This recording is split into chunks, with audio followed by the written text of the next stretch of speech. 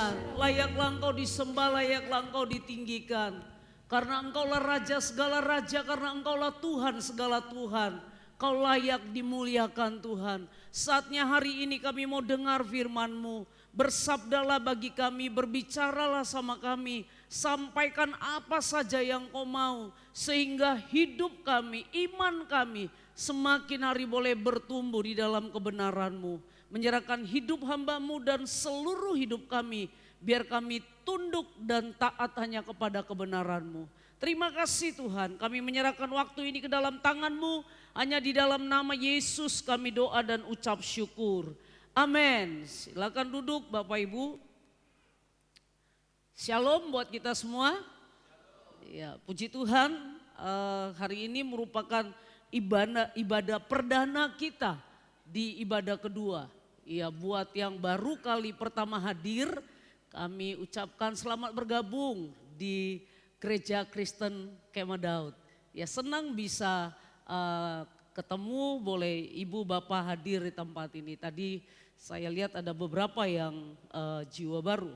Hari ini Bapak Ibu, tema kita di bulan Maret ini yang diberikan pastor, hari ini adalah temanya kebutuhan untuk berdoa. Ya, kebutuhan untuk berdoa. Di dalam hidup kita nggak lepas dari yang namanya kebutuhan. Ya, kebutuhan ada sekunder, ada kebutuhan primer. Hari ini kita bicara tentang kebutuhan yang menyangkut kehidupan kerohanian kita. Nah, Bapak Ibu, kita akan belajar, kalau kita sebelum kita belajar tentang nanti lebih dalam tentang kebutuhan untuk berdoa dari perikop yang ditentukan. Hari ini kita lihat dulu apa sih itu doa, supaya kita mengerti apa itu doa. Doa merupakan komunikasi dua arah antara manusia dengan penciptanya. Sekali lagi, doa adalah komunikasi, doa itu ngobrol, doa itu bicara. Namanya bicara, komunikasi, ada banyak cara berkomunikasi. Kalau kita berkomunikasi dengan Tuhan kita tentunya tidak perlu terlalu kaku, harus dengan kata-kata yang mungkin harus Bapak Ibu jago berpuisi, enggak. Tapi itu lahir dari hati kita. Kenapa dia dua arah? Karena ada kalanya kita harus ngobrol, tapi ada kalanya kita harus mendengar. Itulah berdoa. Jadi kita enggak terus serta-merta kita ngomong, ada waktunya kita biarkan dia untuk berbicara, untuk mengarahkan, untuk menuntun kita melalui kebenarannya. Jadi doa itu adalah komunikasi. Kemudian karena doa itu adalah komunikasi, oleh karena manusia adalah makhluk yang diciptakan, Bapak Ibu lihat kata-kata untuk bergantung kepada penciptanya, untuk bergantung kepada Tuhan. Dan maka saat bersekutu dengan dia melalui doa merupakan hal yang sangat penting bagi kehidupan manusia. Makanya disebutkan doa kebutuhan untuk berdoa. Kenapa? Memang kita diciptakan untuk bergantung kepada Kristus. Memang kita diciptakan, kita diselamatkan yang tadinya kita di luar Kristus. Supaya apa? Kita bergantung kepada Dia. Salah satu membuktikan kita bergantung kepada Dia, itulah doa, itulah komunikasi. Jadi doa berarti adalah nafas orang percaya. Berhenti berdoa pasti berpengaruh terhadap kehidupan rohani kita. Percaya Yesus masuk surga itu karena anugerah. Tapi bicara tentang doa, itu bicara tentang nafas yang menentukan hidup atau mati kerohanian seseorang. Ada orang udah mengenal Kristus dari tahun ke tahun, dari bulan ke bulan. Dia hanya terus begitu. Kenapa? Karena dia tidak mengerti bahwa dia diciptakan, dia diselamatkan, dia dipulihkan, dia diubahkan supaya dia bergantung, supaya dia berdoa kepada Tuhan. Karena doa adalah nafas. Berhenti berdoa pasti Bapak Ibu rasakan saja, kalau misalnya Bapak Ibu nggak punya lagi komunikasi dengan Tuhan secara intens, pasti itu ada aja yang membuat kita gampang komplain, terus menuntut orang, menghakimi orang, menyalahkan keadaan. Kenapa? Karena kita nggak berkomunikasi, karena kita tidak mengisi nafas rohani kita dengan hal berdoa, berkomunikasi dengan Tuhan. Selanjutnya, kalau begitu, kalau doa nafas, kalau kita memang diciptakan untuk bergantung, untuk apa sih kita berdoa? Bukankah semuanya kasih karunia? Ngapain berdoa? Semua akan disediakan oleh Tuhan. Benar, Bapak Ibu dengar baik, percaya Yesus masuk surga itu anugerah. Itu merupakan karya Yesus semata-mata. Tapi untuk kita bisa mengisi hari-hari kita, kita boleh menjadi seperti Kristus. Hari demi hari ada hal yang perlu kita lakukan. Salah satunya adalah doa. Jadi kalau gitu apa tujuan doa? Doa itu menyatakan isi hati kepada Tuhan. Untuk apa saya berdoa? Tujuannya saya menyampaikan semua keinginan hati saya kepada Tuhan. Sebelum nanti kita lihat perikop, nanti kita akan pelajari. Sampaikan, doa itu menyampaikan semua isi hati. Namanya menyampaikan isi hati gak ada batasan. Kalau saya bilang, Bapak Ibu mau nangis kayak orang gak sekolahan. Orang gak nangis gak sekolahan mungkin wah saudara nangis sampai nangis ini netes air mata keluar apa semua ingus. Saya mau katakan selama itu kita sampaikan kepada Kristus itu adalah hal yang tepat. Kenapa? Karena doa adalah menyampaikan seluruh isi hati kita kepada Tuhan. Curhatnya kita melalui komunikasi, melalui doa. Jadi kita bisa bilang, Tuhan aku sedih Tuhan. Tuhan satu kali Bapak Ibu, saya ingat ada seseorang yang menyakiti saya. Sebenarnya kalau mau coba-coba mencari, mengklarifikasi, saya bingung kenapa dia marah sama saya. Tapi pada waktu itu saya bilang sama Tuhan, Tuhan aku enggak ngerti. Apa yang harus aku minta maaf, tapi aku mau minta maaf sama dia. Hanya aku gak ngerti caranya bagaimana. Itulah namanya doa, mengungkapkan isi hati. Apa adanya kita kepada Kristus. Itu doa. Apalagi tujuan doa? Menumbuhkan kehidupan rohani. Kita bulan lalu bicara tentang iman. Bapak Ibu salah satu untuk membuat, kita pernah khotbah tentang pohon dan ranting. Salah satu untuk supaya ada ranting itu dia di pohon itu perlu diberikan makanan. Salah satu supaya iman kita bisa bertumbuh itu melalui doa. Kalau kita mau bertumbuh secara iman kita, Bapak Ibu itu harus melalui doa. Karena apa? Ingat bahwa kita diciptakan untuk bergantung dengan Dia. Jadi doa bisa menumbuhkan kehidupan rohani kita. Kalau misalnya kita udah lama gak berdoa, kemudian pada waktu kita berdoa pasti ada sesuatu. Sesuatu yang Tuhan taruh di hati kita. Sesuatu yang Tuhan pulihkan dari hati kita yang akhirnya membuat kita, ya Tuhan aku ngerti sekarang. Kenapa aku harus begini? Kenapa aku harus begini? Aku ngerti sekarang betapa Engkau mengasihi aku. Jadi dengan doa itu menumbuhkan kehidupan rohani. Kemudian doa membuat kita berjaga-jaga secara rohani. Berjaga-jaga, ibaratnya kalau saya bilang yang namanya berjaga-jaga itu was-was. Berjaga-jaga itu artinya kita nggak gampang diserang orang. Karena apa? Kita tetap sadar secara rohani. Iblis nggak gampang menipu kita, nggak gampang kita disesatkan. Kenapa? Karena doa itu membuat kita berjaga-jaga. Pada waktu kami di Hutamula sebenarnya capek. Kami baru yang KKR yang di Hutamula. Saya bilang pokoknya setiap pagi kita harus doa. Kenapa? Berjaga-jaga. Kenapa berjaga-jaga? Kita mau lakukan peperangan rohani. Namanya perang cuma dua kemungkinan. Kita menang atau kita kalah. Tapi saya yakini karena roh Allah ada di dalam kita. Pasti kita menang. Bagian kita apa?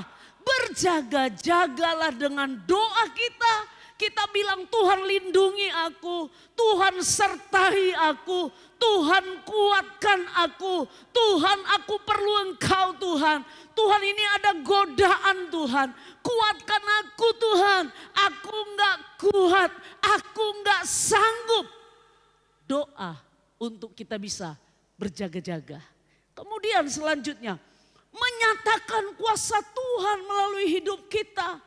Pada waktu kita doa untuk orang sakit, itu melalui doa kita sedang menyatakan kuasa Tuhan. Bukan kita yang menyembuhkan. Waktu kita doa untuk orang sakit, kita katakan dalam nama Yesus sembuh. Doa itu menyatakan kuasa Tuhan. Waktu Bapak Ibu sakit, anak-anak sakit, jangan sikit-sikit langsung udah minum-minum, dekolgen. Doakan dulu. Bukan berarti nggak perlu minum obat. Tapi dengan kita doa, kita sedang mau menyatakan kuasa Tuhan kepada orang-orang dan kepada hidup kita juga secara pribadi. Jadi doa itu benar-benar merupakan kebutuhan yang sangat amat harus kita kerjakan. Karena dia memang banyak menentukan. Dia bisa menyatakan isi hati, menumbuhkan, berjaga-jaga, kemudian menyatakan di dalam menyatakan kuasa. Di dalam 1 Timotius ayat 2 yang pertama sampai yang ketiga saya baca buat Bapak Ibu. Pertama-tama aku menasihatkan, naikkanlah, ini tentang doa. Ini suratnya Paulus kepada anak rohaninya, Timotius, ini anak rohaninya. Pertama-tama aku menasihatkan, naikkanlah permohonan. Ini doa, dia bilang naikkan permohonan. Kemudian doa syafaat dan ucapan syukur. Inilah doa untuk semua orang. Hebat kan? Doa itu hebat, menyatakan kuasa untuk semua orang. Enggak ada batasannya. Dengan doa itu bisa menjamah semua orang. Alkitab bilang hati raja ada di tangan Tuhan. Kemana Tuhan mengalirkan, itu kedaulatannya bagian kita. Doakan supaya hati raja itu dijamah dan dia boleh mengalami kuasa Tuhan. Itulah doa. Doa untuk raja-raja, untuk semua pembesar. Agar apa? Bapak Ibu bisa bayangi. Ternyata dengan kita doa, kita dapat hidup tenang dan tentram dalam segala kesalehan dan kehormatan. Jadi ternyata doa itu untung buat kita. Karena kita juga yang akan dapat kesalehan, kita juga yang akan mendapat kehormatan. Dan hati para pembesar itu bisa berbalik kepada Tuhan. Dengan apa? Doa. Dan dikatakan apa? Itulah yang baik dan yang berkenan kepada Allah Juru Selamat kita. Menurut ayat ini, apa yang baik? Yaitu berdoa. Apa yang baik? Bersyafaat. Apa yang baik? Ucapan syukur. Doa dalam permohonan, doa dalam ucapan syukur, doa dalam syafaat. Kata Alkitab, itulah yang baik dan itu yang berkenan. Wow, luar biasa. Jadi pada waktu Bapak dan Ibu, pada waktu kita sedang berdoa bersama-sama di dalam doa puasa, di dalam doa pelayan, sebenarnya kita sedang melakukan yang baik. Dan kita juga sedang melakukan sesuatu yang berkenan di hadapan Tuhan. Ngebayang gak kalau seluruh jemaat GKKD datang di dalam doa puasa, datang di dalam doa pelayan. Semua orang sedang melakukan sesuatu yang baik, sesuatu yang berkenan. Saya percaya hati raja dan bahkan kekayaan raja-raja Tuhan akan bisa kirimkan ke tempat ini. Amin. Karena ini firman, bukan saya yang bilang. Makanya saya mau ajak kita, ayo kita berdoa. Amin. Berdoa, komunikasi, ngobrol. Nah, beberapa area dalam kehidupan kita yang bertumbuh. Nih, tadi kan katanya untuk pertumbuhan rohani. Apa yang bertumbuh kalau kita berdoa? Yang pertama iman. Yakobus 1 ayat 6 dikatakan, hendaklah ia memintanya dalam iman. Dan sama sekali jangan bimbang. Sebab orang yang bimbang sama dengan gelombang laut yang diombang-ambingkan kian kemari oleh angin. dibangkitkan pada waktu saya doa. Apakah yang dari area dalam hidup saya yang bertumbuh? Iman saya. Saya ingat pada waktu kami di Hutamula, kami duduk, kami dengerin semua kata-kata yang mengintimidasi kami. Yang bilang gak mungkin ada orang hadir. Biasanya di sini gak ada pernah orang datang KKR. Biasanya sulit orang kerjasama dengan gereja-gereja. Mereka semuanya menolak, apalagi yang Pentakosta. Saya diam saja, saya dengar. Cuma di dalam hati saya cuma bilang gini, Tuhan, kalau Engkau bisa antar kami dari Pekanbaru sampai ke Hutamula, rasanya gak mungkin deh Kau gak kirim jiwa sama untuk kami kehadiran di sini. Pasti dari awal Tuhan, pasti karena kami doa dari awal. Saya mau katakan sama Bapak Ibu, setelah pada waktu mulai ibadah jam 6 kami undang, tapi memang akhirnya kami memang sepakati jam 7. Karena kebiasaan di kampung itu begitu katanya, pulang dari sawah dulu. Jam 6 kami udah hadir. Pada waktu hadir jam 6 masih paling 3 orang, Pak Pendeta yang main musik sama istrinya. Sama kami semua menoleh ke belakang, gak ada. Tapi Bapak Ibu tahu apa yang saya lakukan? Saya coba diam, saya cuma duduk, saya bilang sama Tuhan, Tuhan, Kau lebih besar dari apapun. Aku percaya kepada Tuhan yang memanggil kami bisa ada di Hutamula. Begitu mulai, WL bilang, lihat dulu ke Bu Alin ke belakang, kata Ibu Posma WL, kenapa gak ada orang? Jangan takut, ada gak ada orang. Jadi gak masalah gak ada orang? Gak masalah. Iman pada waktu Bapak Ibu datang orang rame. Kemudian pada waktu mendoakan orang sakit. Saudara, iblis sempat mengintimidasi saya. Kalau sembuh, waktu saya undang datang orang sakit, tiba-tiba banyak. Penuh tempatnya. Saya pikir satu-satu didoain. Saya bilang sama Tuhan, saya tenang, saya bilang, Tuhan, aku datang dengan namamu. Kau yang sembuhkan, bukan aku. Aku ini cuma hamba, bagianku mendoakan, bagianku menumpang tangan. Selebihnya aku percaya kepada kedaulatanmu. Iman saya ditumbuhkan, doain satu-satu. Jadi doa akan menumbuhkan area iman kita. Artinya semakin jarang kita berdoa, semakin pula iman kita tidak akan bertumbuh. Melangkah. Beriman. Kalau Bapak Ibu bilang aku mau contoh misalnya begini. Kita berdoa melalui jemaat ini Tuhan akan melakukan kegerakan rohani dari tempat ini Pekanbaru Riau. Bapak Ibu melangkah. Tuhan ini visimu dari Pekanbaru. Oke sekarang udah Pekanbaru. Kami mau ke Riau bahkan sampai ke ujung-ujung bumi. Beriman itu Pak. Melangkah dengan apa yang kau doakan. Pada waktu kita melangkah, area iman kita akan bertumbuh karena kita berdoa. Selanjutnya kerendahan hati. Tahukah Bapak Ibu tadi dikatakan di awal bahwa kita ini diciptakan untuk bergantung kepada Tuhan. Saya mau bilang hanya orang yang rendah hati bisa dengan natural datang kepada Tuhan, berdoa kepada Tuhan. Kenapa? Karena dia tahu dia bukan siapa-siapa. Dia punya kekuatan terbatas tanpa Tuhan. Di luar Tuhan dia akan gak bisa beraktivitas apapun. Sekali lagi, hanya orang yang rendah hati dengan gampang datang berdoa kepada Tuhan. Orang yang sombong itu mengalami kesulitan. Kenapa? Karena dia pikir dia nggak perlu berdoa, semua ada. Satu kali pada waktu saya ngobrol sama mahasiswa saya bilang kamu berdoalah kalau dia terus dibilang begini. Pada waktu dia itu ada pergumulan dia bilang, buat apa aku berdoa Bu? Aku butuh uang bisa dicukupin sama bapakku nggak perlu doa. Mak bapakku secara finansial oke. Kalau aku ada gimana-gimana mau perlu apa mau perlu ini mama bapakku akan mencukupi. Gak perlu berdoa, cukup minta sama mak bapak. Saya mau bilang orang yang sombong menganggap bahwa dia mampu, dia bisa tanpa doa. Akan sulit dia berdoa. Hanya orang yang rendah hati yang menyadari aku ini bukan siapa-siapa tanpa Tuhan.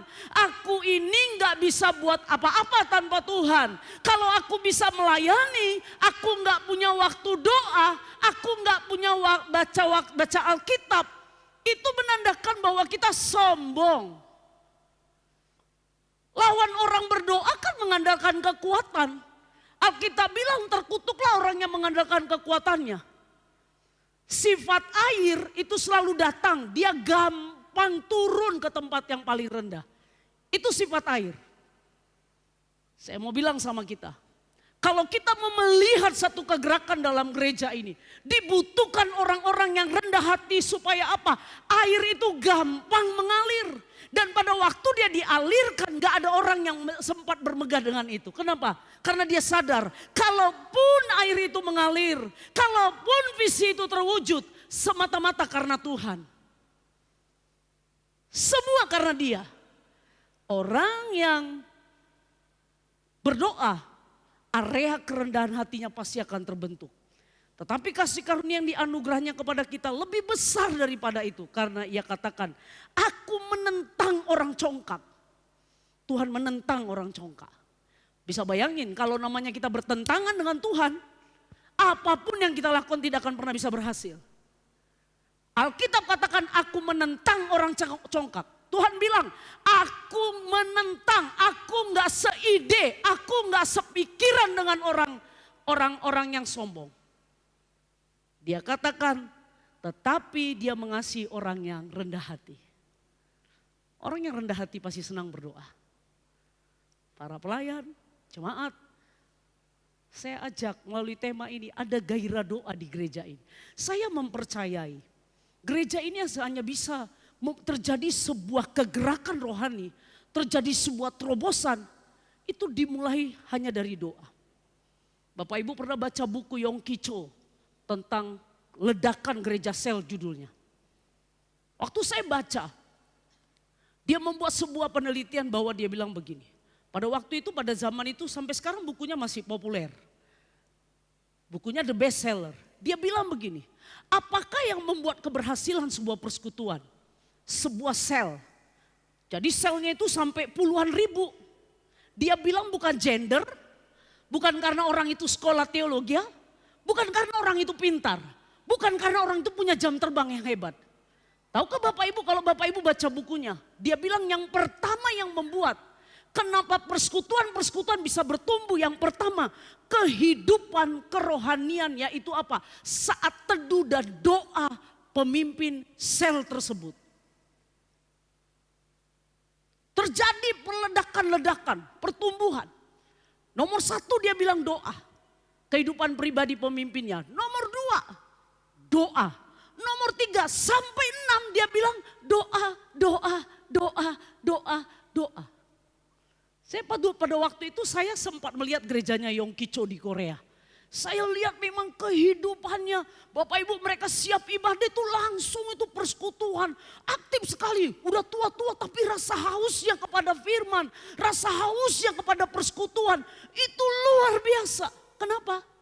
Dapurnya melebur dengan doa. Mezbahnya itu doa.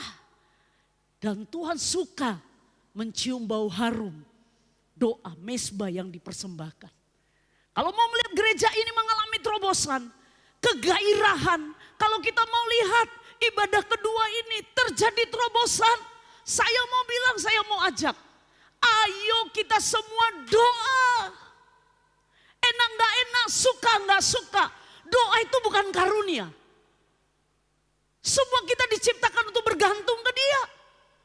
Tapi kalau nubuat, iya karunia. Tapi untuk berdoa, semua orang punya kesempatan yang sama untuk datang kepada Bapa. Tanpa ada batasan, siapapun dia. Dia punya hak, dia punya juga kuasa. Karena apa? Kristusnya sama, Tuhannya sama. Kecuali karunia nabi di dalam doa. Kecuali karunia nubuatan dalam doa. Itu karunia. Tapi namanya doa gak ada khusus buat orang-orang tertentu. Karena doa adalah komunikasi. Dan semua kita diciptakan untuk bergantung kepada Dia. Masalahnya kita terlalu sombong. Kita pikir kita punya banyak jam terbang. Udah biasa. Udah biasa semuanya, rutinitas. Udah. Kalau orang bilang semua udah settle. Hari ini yuk kita gairahkan kehidupan kita. Orang yang berdoa itu kalau ibarat saya itu hatinya itu ada kegelisahan ilahi gitu. Dia nggak tenang lihat sesuatu yang biasa. Dia terus. Kenapa? Karena kehidupan rohaninya itu terbakar terus. Terkoneksi dengan Tuhan. Kerendahan hati. Kemudian apa? Kepekaan akan kehendak Tuhan. Peka dia. Dia bisa tahu pada waktu dia duduk. Dia bisa ngerti apa ini yang sedang terjadi. Kenapa? Alkitab bilang begini Mazmur 32 ayat 8-9. Aku hendak mengajar dan menunjukkan kepadamu jalan yang harus kau tempuh. Aku hendak memberi nasihat, mataku tertuju kepadamu. Janganlah seperti kuda atau bagal. Kuda kita tahu, bagal itu perpaduan antara kuda dan kedelai. Keledai. Ya. Kedelai itu kacang ya. Jadi kalau bagal itu perpaduan antara kuda dan keledai. Yang tidak berakal, yang kegarangannya harus dikendalikan dengan tali les dan kekang. Kalau tidak, ia tidak akan mendekati engkau.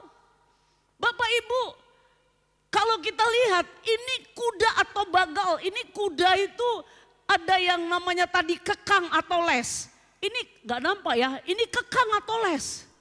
Kekang itu dibuat dengan terpaksa untuk memaksa kuda. Karena kuda gak bisa dibilang berhenti, gak bisa. Dia perlu pakai kekang dan les.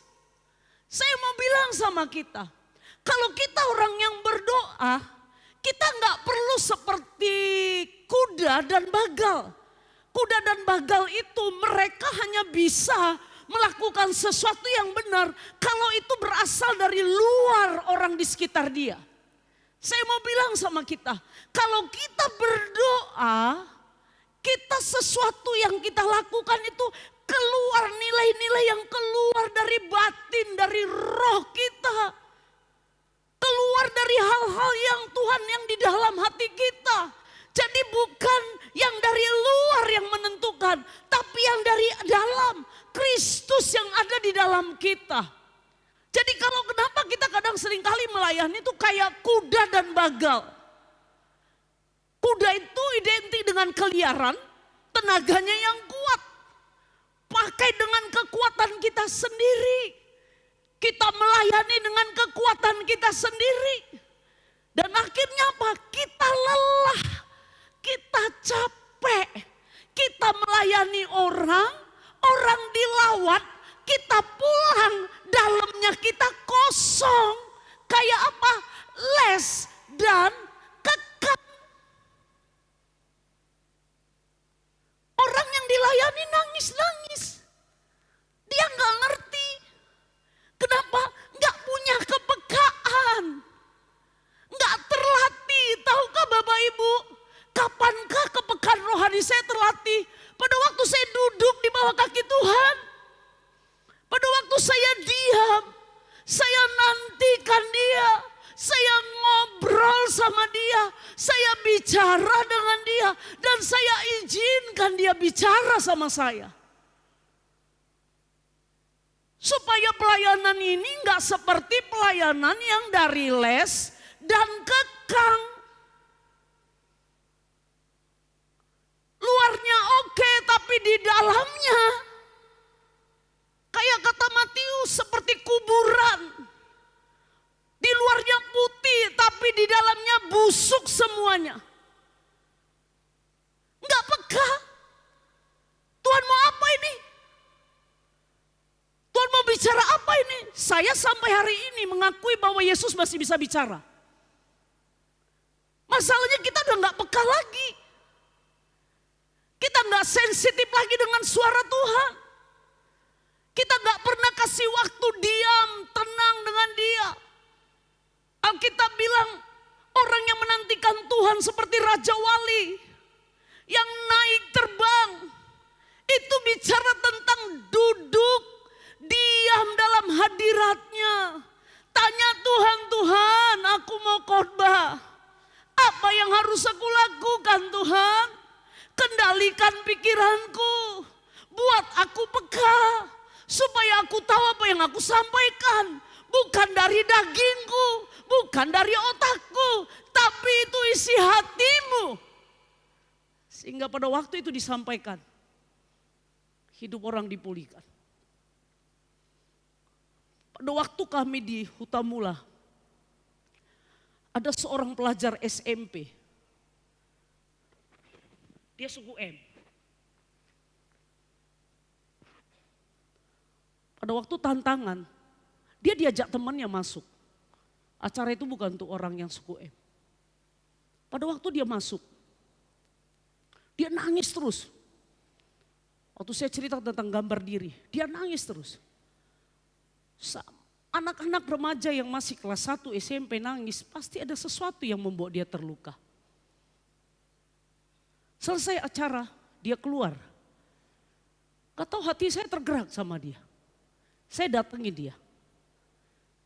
Dia lagi duduk-duduk, berdiri sama teman-temannya. Dia Muslim. Saya tanya begini sama dia. Kenapa kamu nangis, Dik? Tiba-tiba air matanya turun. Nangis terus. Saya pikir kenapa Tuhan? Kasih saya kepekaan, kenapa dengan anak ini? Saya ajak ngobrol, apa yang kau alami? Dia cerita, waktu kecil mama papanya cerai. Waktu ibu sampaikan itu, aku gak ngerti karena aku Islam. Tapi kok hatiku kayak tertusuk-tusuk katanya. Oh ya, terus dia nangis terus. Nangis terus, air matanya. Apa yang buat kamu yang paling menderita? Kemudian saya peluk. Dia bilang apa? Saya ini seperti pembantu. Saya dibesarkan, dititip sama nenek. Tapi saya kerja itu, semua harus saya kerjai. Ke sawah. Nangis dia terus sampai terus nangis. Aku gak berharga, aku gak pernah dicintai. Tadi yang ibu bilang, aku gak merasa dimiliki. Kalau aku dimiliki, kenapa mama bapakku cerai? Saya peluk. Kepekaan itu butuh Bapak Ibu. Peka. Di mana kepekaan kita dapat? Waktu kita duduk di bawah kaki Tuhan. Kalau enggak, percayalah. Pelayanan kita cuma pelayanan isi jadwal. Orang datang pulang sama aja. Ayo kita latih kepekaan kita. Saya percaya. Gereja kita ini akan terus Tuhan bawa kita asal kita doa, kita peka. Ada orang-orang yang butuh Yesus, ada orang-orang yang terluka, ada orang-orang yang disakiti. Gereja butuh kepekaan, peka. Sehingga hati Allah itu kita miliki. Kapankah saya memiliki hati Allah? Pada waktu saya duduk di bawah kakinya. Dia yang mengontrol, dia yang menguasai seluruh hidup saya. Sehingga pada waktu melayani bukan aku lagi tapi Kristus. Amin. Yuk teman-teman, latih kepekaan kita dengan doa. Teman kantor kita, latih kepekaan, latih kepekaan. Latih kepekaan kita. Ini ayat kita, hari ini yang kita pelajari. Maka dari Matius 26 ayat 36 sampai 41, saya akan baca dengan cepat. Maka sampailah Yesus bersama murid-murid ke suatu tempat yang namanya Getsemani. Lalu berkata kepada murid-muridnya, duduklah di sini sementara aku pergi ke sana untuk berdoa. Dan ia membawa Petrus dan kedua Zebedius sertanya. Maka mulailah ia merasa sedih dan gentar.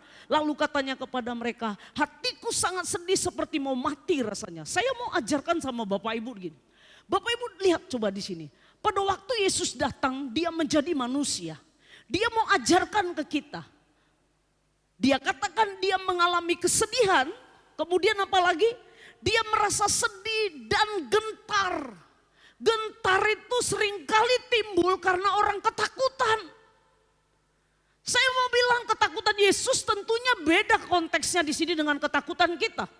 Ketakutan kita itu seringkali disebabkan oleh karena dosa dan lain-lain. Tapi Yesus sedang mengatakan dia pada waktu dia jadi manusia, dia punya emosi-emosi seperti manusia. Dia pernah sedih, dia pernah gentar, dia pernah takut, dia pernah bahkan seperti mau mati rasanya. Kenapa? Karena dia harus menanggung dosa manusia, dia yang kudus, dia yang suci, dia yang tidak pernah berdosa. Dia harus terpisah dari Bapaknya. Kenapa? Dosa manusia ditumpahkan ke dia. Bapa itu kudus. Itu yang membuat dia sedih. Bapak Ibu, pada waktu dia sedih, apa yang dia lakukan? Alkitab katakan dia maju, kemudian apa? Dia berlutut, dia berdoa.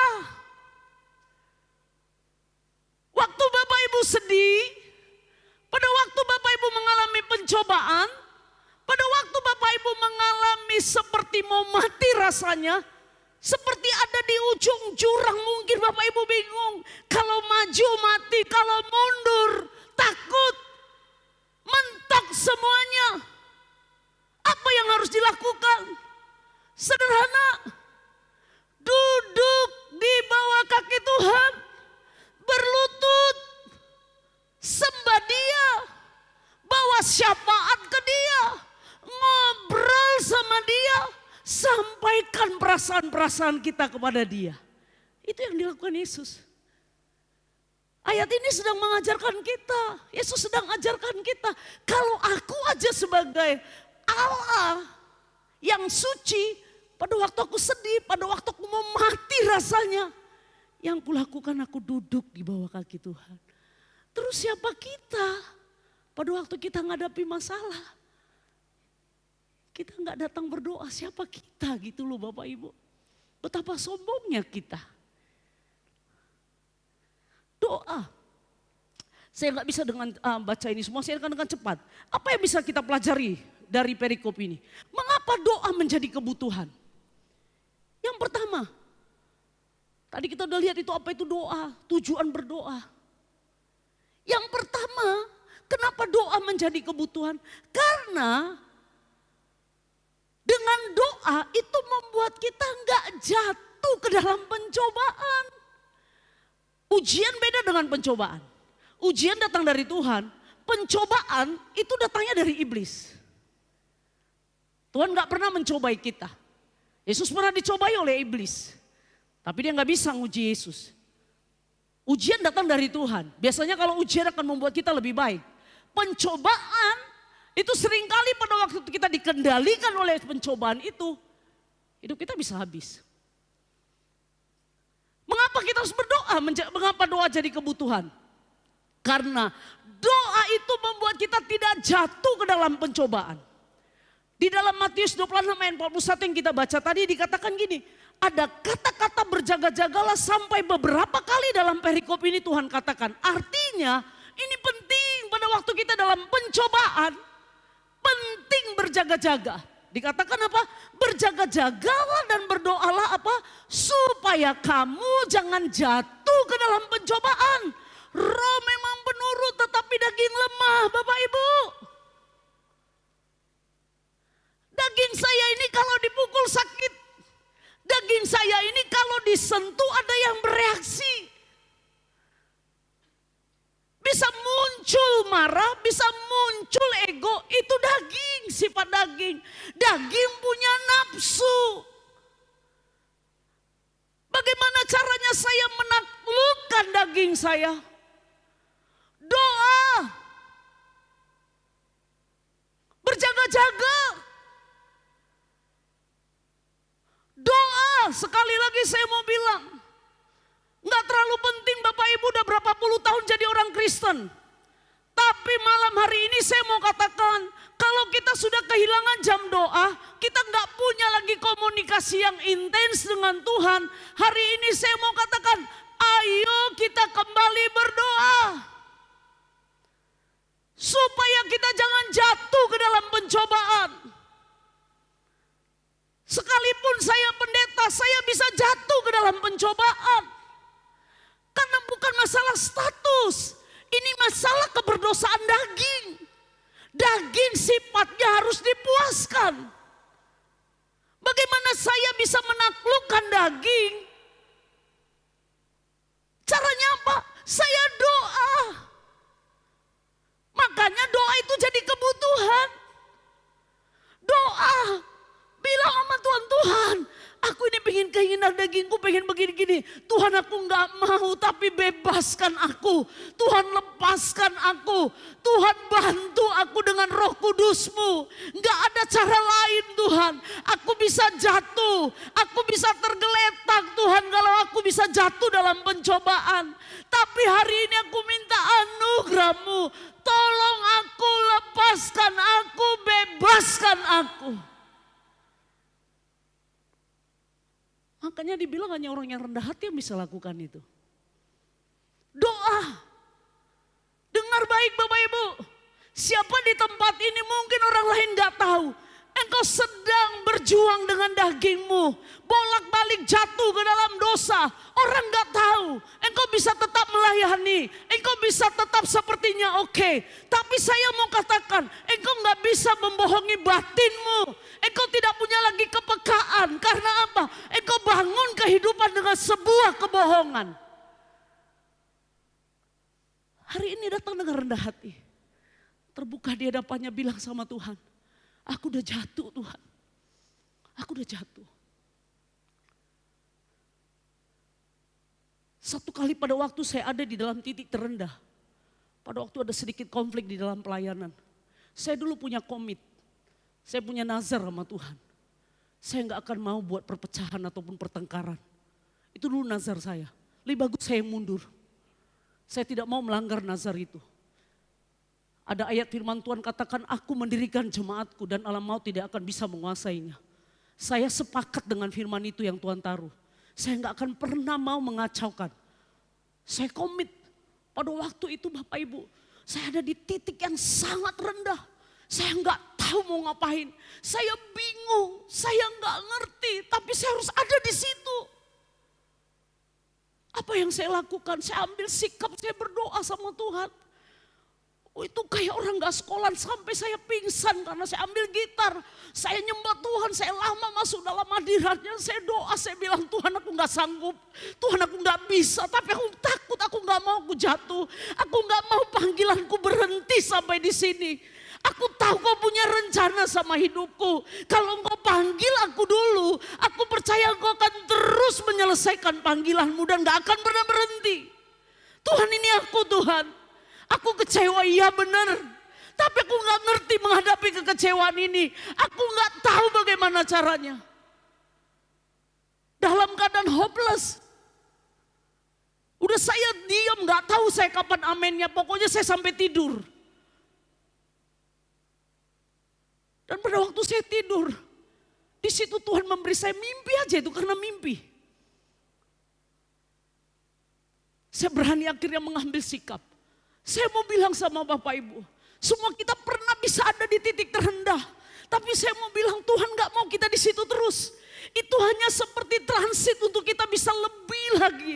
Tapi apa yang kita lakukan itu penting. Ayo doa. Doa itu nafas. Doa itu nafas. Berhentilah kita so jago, kita sombong. Ayo kita doa.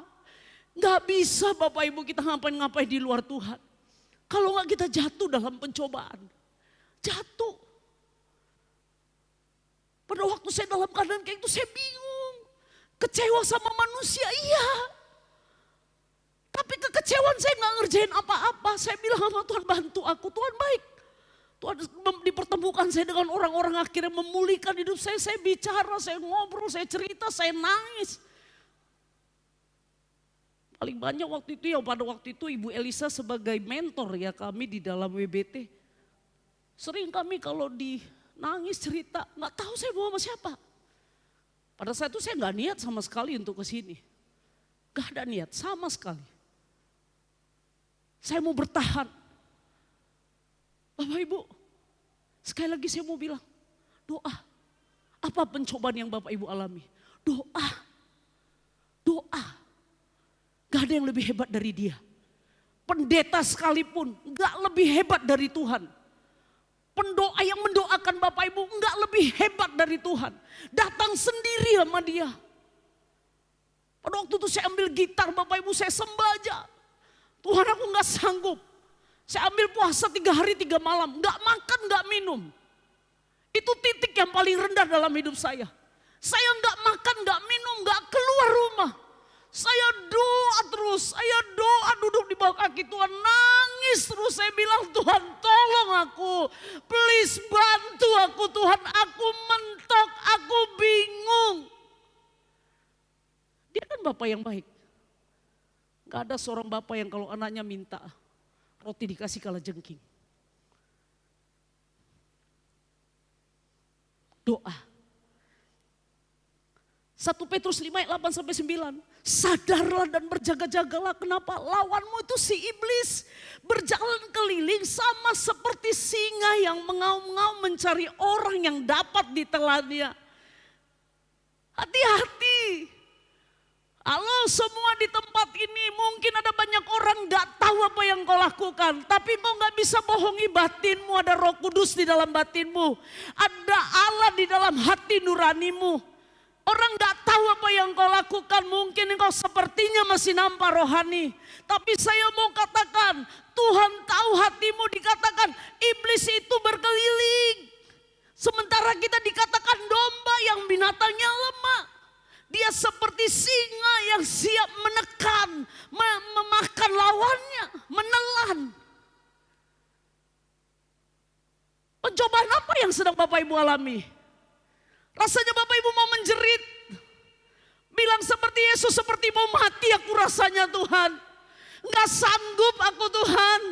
Gak kuat aku Tuhan. Ini pun doa kalau waktu kita ngomong. Doa itu kan komunikasi. Kalau kita bilang sama Tuhan, Tuhan aku gak sanggup. Tuhan aku butuh hikmat, Tuhan aku butuh pengertian, Tuhan tolong aku, please bantu aku Tuhan. Aku mentok Tuhan, aku bolak-balik jatuh dalam pencobaan ini. Orang gak tahu tapi batinku tersiksa Tuhan. Bantu aku pengen mengalami kebebasan, aku pengen mengalami terobosan. Saya percaya kalau orang-orang yang seperti itu, kehidupannya gak pernah stagnan. Dia bergairah terus. Doa. Selanjutnya 1 Korintus 10 ayat 13. Waktu khotbah sudah selesai. Ini yang terakhir. Pencobaan-pencobaan yang kamu alami ialah pencobaan-pencobaan biasa yang tidak melebihi kekuatan manusia. Kenapa? Sebab Allah setia dan karena itu Ia tidak akan membiarkan kamu dicobai melampaui kekuatanmu. Pada waktu kamu dicobai, Ia akan memberikan kepadamu jalan keluar sehingga kamu dapat menanggungnya. Tadi dikatakan roh memang penurut, tapi daging lemah. Ada pencobaan. Dikatakan pencobaan itu biasa. Kapan itu biasa? Kenapa disebut biasa? Kenapa dibilang gak lebih kekuatan? Karena ada Allah yang setia. Jadi kalau Bapak Ibu bilang pencobaanku berat kali Bu Pendeta. Berat kali, aduh gak bisa aku, Kak Alin gak bisa. Aduh Tuhan gak sanggup aku. Aduh kalau Kak Alin lihat, aduh suamiku, aduh Tuhan gak tahan aku. Tiap hari dia yang terus mencobai aku. Aduh rasanya gak sabar aku lihat dia. Aduh yang lambatan. Aduh lambat kali bikin emosi jiwa terus.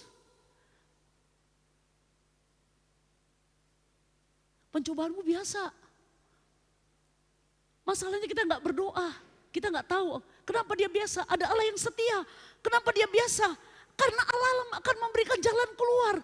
Allah yang memampukan kita menanggung pencobaan. Keren kan? Masalahnya, kenapa kita gak bisa menjadikan pencobaan itu biasa? Kembali lagi nih. 1 Tesalonika 5 ayat 17 sama-sama katakan apa ayatnya? Sekali lagi ya, apa kata firman Tuhan? Tetaplah berdoa. Tapi aku gak bisa berdoa. Dengan bilang aja Tuhan aku gak bisa berdoa. Ini doa Bapak Ibu. Masalahnya kita gak bisa ngerti ini. Waktu kita bilang Tuhan aku tak sanggup. Itu pun doa. Bantu aku Tuhan, itu pun doa. Pencobaan biasa, kenapa ada Allah yang setia? Kenapa biasa? Supaya kita jangan jadikan nanti kita jatuh terus dalam pencobaan. Ada jalan keluar yang Tuhan sediakan. Tapi ini berlaku bagi orang yang apa? Tetap berdoa. Ayo tetap berdoa, jemaat GKKD. Saya ajak, kita ayo tetap berdoa. Saya akan tutup dengan ini Bapak Ibu. Yang kedua, berdoa berarti mengalahkan daging. Saya tutup dengan ini aja Bapak Ibu. Iya. Ini komitmen kita di bulan April. Ya, kita akan tutup dengan ini. Apa yang perlu kita komitmenkan kalau doa itu tadi bisa mengalahkan kita dari pencobaan? Komitmen yang mau kita bangun pada mulai bulan Maret ini sama-sama kita. Bukan satu orang. Bapak Ibu boleh doa pribadi-pribadi, tapi ini bicara tentang doa bersama kita di gereja. Di ayat yang ke-40 dikatakan setelah itu ia kembali kepada murid-muridnya itu dan mendapati mereka sedang tidur. Dan ia berkata kepada Petrus, tidakkah kamu sanggup berjaga-jaga 1 jam dengan aku? Berjaga-jagalah dan berdoalah supaya kamu jangan jatuh ke dalam pencobaan. Roh memang penurut, tetapi daging lemah. Jemaat GKKD, pertanyaan yang sama hari ini Tuhan katakan kepada kita semua. Tidakkah kamu sanggup berjaga-jaga 2 jam dalam doa puasa kita? Tidakkah kamu sanggup 2 jam sekali 2 minggu? Betapa sombongnya kita. Hari ini kalau Tuhan bilang sama para murid, supaya engkau tidak jatuh ke dalam pencobaan, tidakkah engkau sanggup berjaga-jaga 1 jam saja? Hari ini jemaat GKKD Tuhan bilang sama kita.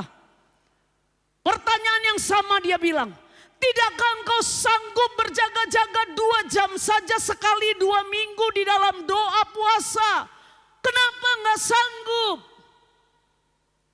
Kita tahu waktu kita tidak berdoa, kita akan jatuh di dalam pencobaan.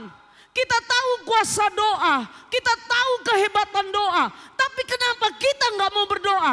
Tidakkah kamu sanggup 2 jam saja sekali 2 minggu? Gereja yang sehat adalah gereja yang hampir 50% itu jemaatnya berdoa. Bukan hanya para pemimpin. Itu gereja yang sehat. Mari kita sama-sama berdoa. Bangun kehidupan doa pribadi, baca Alkitab. Datang dalam doa puasa yang para pelayan. Datang doa pelayan. Doa yang melayani sekarang namanya. Datang. Tidak sanggupkah kita? Di sini saya lihat on time kok kita. Mulai jam 6 doa pelayan, siap jam 8. Doa puasa mulai jam 2, siap jam 4. Disiapin makan. Tidak sanggupkah kita berjaga-jaga? Terus kalau jatuh, kita mau marah sama siapa? Sekali lagi doa itu baik buat hidup kita pribadi. Sekali lagi saya mau katakan. Jemaat GKKD dengan kasih Kristus. Dengan cinta yang daripada Tuhan. Saya rindu kita sama-sama ada di dalam kegerakan. Tidak sanggupkah kita memberi waktu 2 jam. Dalam waktu 14 hari.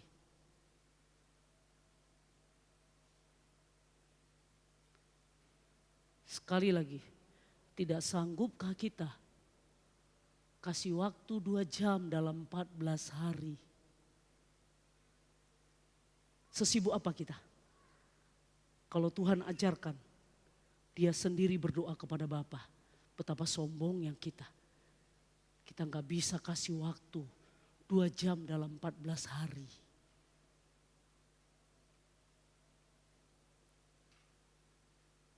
Hari ini, di bulan Maret ini, saya mengajak kita semua, yuk jemaat GKKD para pelayan semua. Yuk kita datang doa puasa. Yuk kita datang doa pelayan. Jawab doa kita dengan kita datang dan merindukan. Supaya Tuhan yang bekerja dan nanti namanya juga yang akan dipermuliakan. Kita berdoa.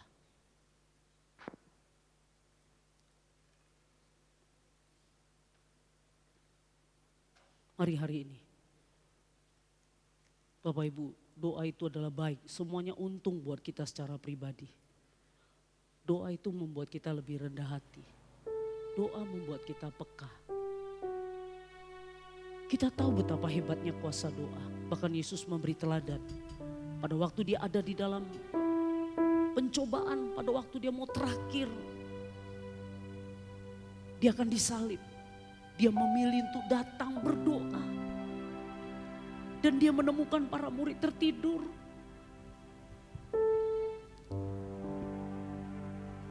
Hari ini buka hati kita. Apa yang Bapak Ibu sedang mengalami pencobaan seperti apa? Yesus mengasihi kita. Dia mau tolong kita. Dia mau bantu kita. Karena untuk itulah dia berikan rohnya sama kita. Apa pencobaan kita? Apa yang sedang kita alami hari-hari ini? Datang kepada dia. Datang kepada kasih karunia-Nya. Dia sanggup menolong engkau, membebaskan engkau, melepaskan engkau. Dari setiap pencobaan-pencobaan. Mungkin kau berkata, bolak-balik aku jatuh dari masalah ini. Bolak-balik aku menemukan hidupku maju mundur. Hari ini ambil keputusan. Isilah bencana hati rohmu dengan doa. Supaya kepekaanmu kembali terlatih dengan dia.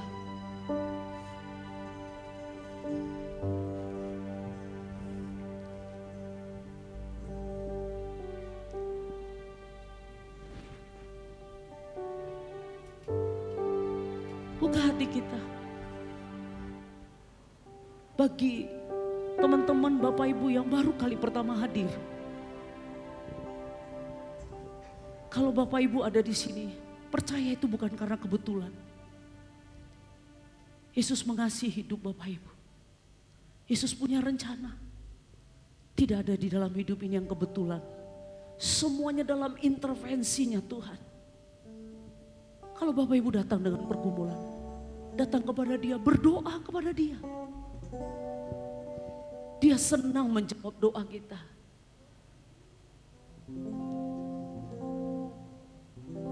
Izinkan rohnya menguasai.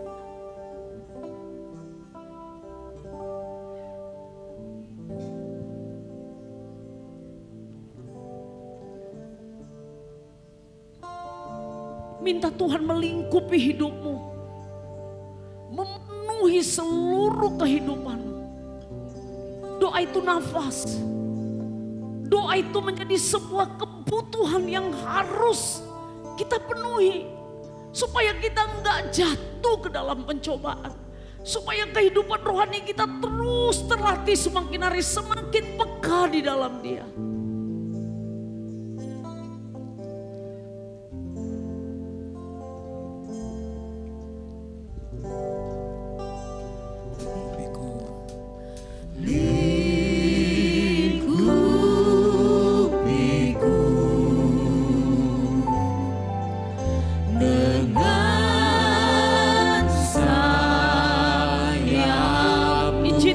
Kudus memenuhi seluruh kehidupanmu. Doa kepada dia, bilang kepada dia, Roh Kudus penuhi hati aku, penuhi hidupku dengan rasa haus lapar akan engkau. Saat badai bergelora, ku akan terbang bersamamu. Bapa Kau Raja atas semesta, ku tenang sebab Kau ada. Buka hatimu untuk Roh Kudus. Biar kita punya haus lapar akan Tuhan. Lingkupi kami jemaat GKKD Pekanbaru Tuhan. Lingkupi kami, lingkupi kami.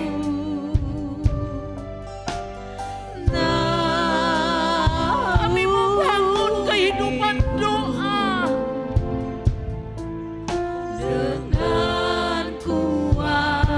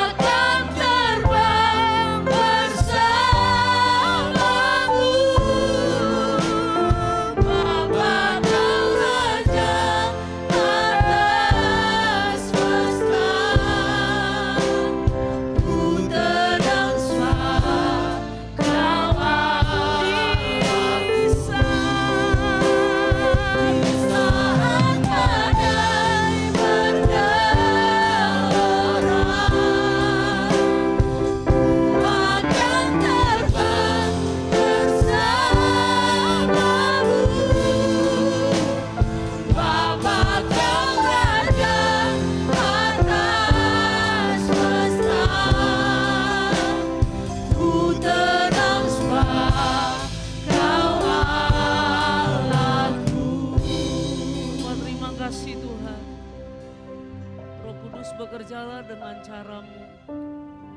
Roh Kudus bekerjalah dengan kehebatan. Roh Kudus ambil alih semua kehidupan pribadi kami.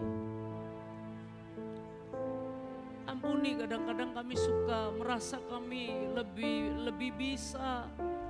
Seringkali kami merasa kami bisa berbuat banyak hal tanpa Engkau. Seringkali kami mengerti, memahami kehebatan dan kuasa doa, tapi kami tidak menghidupinya. Roh Kudus, kami butuh Roh Kudus-Mu. Bantulah kami. Tolonglah kami, lembutkanlah hati kami.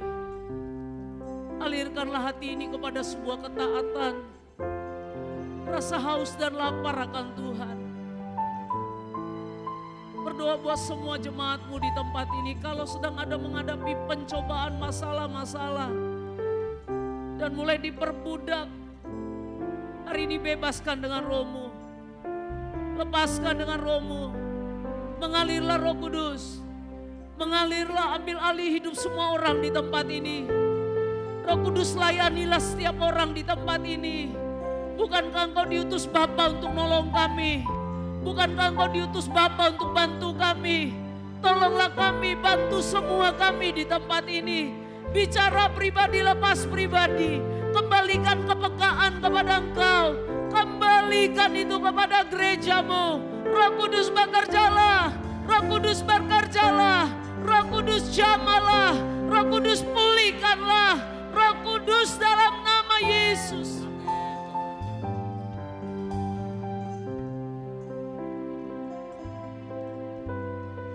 Bapak Ibu,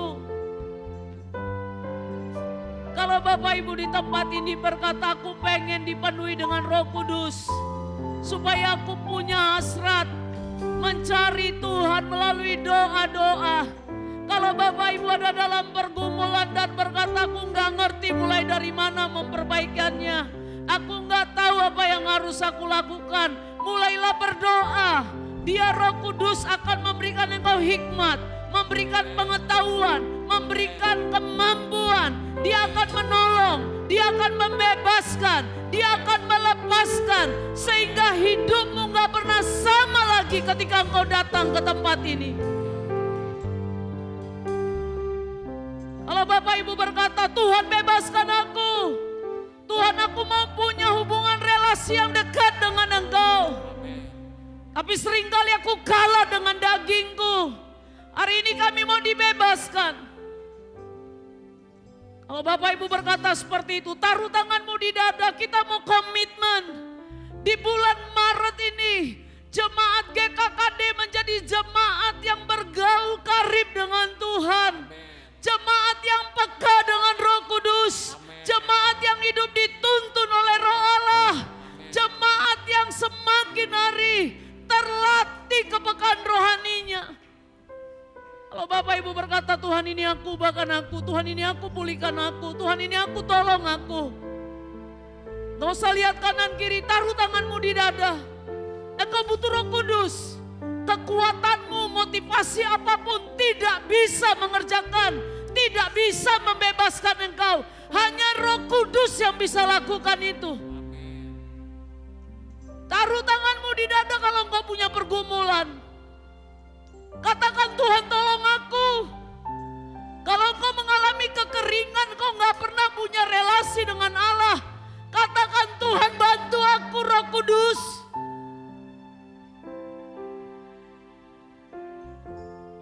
Tidak sanggupkah engkau berjaga-jaga 1 jam? Tuhan bilang sama para murid pada waktu ada di dalam pencobaan.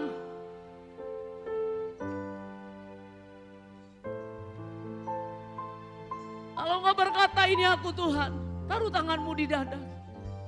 Kita akan doa bersama-sama. Tuhan, berdoa buat Bapak Ibu yang taruh tangan di dada. Roh Kudus, layanilah setiap orang pribadi-pribadi di tempat ini. Roh Kudus jamalah, peluklah, rangkullah dengan cintamu, dengan kasihmu.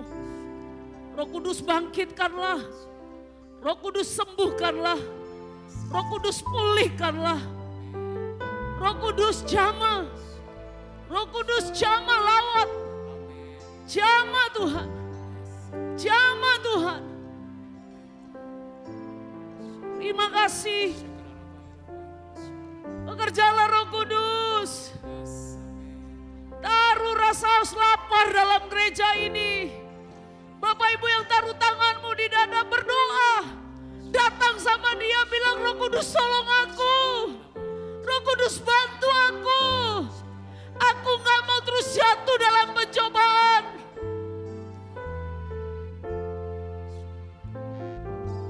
Terima kasih Tuhan. Terima kasih Roh Kudus.